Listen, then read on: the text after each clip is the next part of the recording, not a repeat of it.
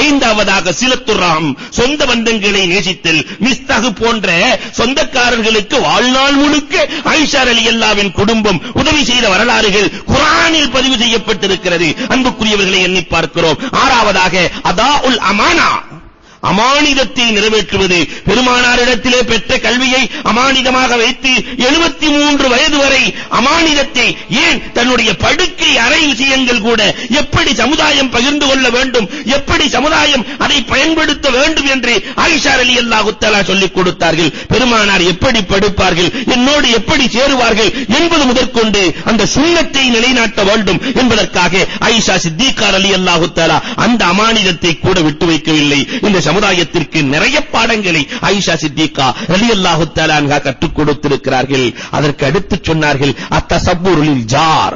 மகாரிமுல் அக்லாக்ல சிறந்த குணம் எதுன்னா அண்டை வீட்டுக்காரன் கொடுக்கிற தொந்தரவுகளில் பொறுமையாக இருப்பது. பக்கத்து வீட்டுக்காரன் கொசுக்கடியை கூட தாங்கிடுவான். இந்த பக்கத்து வீட்டுக்காரனுடைய கடியை எத்தனை பேர்கள் தாங்கி வாழ்கிறோம். ஆனால் ஆயிஷா சித்திகா ரலியல்லாஹு தஆலா தாங்கி வாழ்ந்த வரலாறு உண்டு. அடுத்ததாக எட்டாவதாக அத்தஸப்புரு லில் ஜௌஜ், கணவன் ஏதாவது பேசுகிற பொழுது பொறுமையாக இருக்கிற மனப்பான்மை. ஆயிஷா ரலியல்லாஹு தஆலா சில நேரத்தில் பேசி விடுவார்கள், பெருமானார் பேசுகிற பொழுது அமைதியாக்கி விடுவார்கள். சஃபியா ரலியல்லாஹு குறித்து ஆயிஷா ரலியல்லாஹு சில நேரத்தில் பேசின வார்த்தைகள் எல்லாம் கடுமையான வார்த்தைகள். ஹாதிஹி கஸீரா. சஃபியா ரலியல்லாஹு கொஞ்சம் குட்டையா இருப்பாங்க. இந்த குட்டச்சி செல்லுகிறாள் என்று சொன்னவுடன் பெருமானார் ஸல்லல்லாஹு அலைஹி வஸல்லம் ஆயிஷாவை ஒரு பார்வை பார்ப்பாங்க.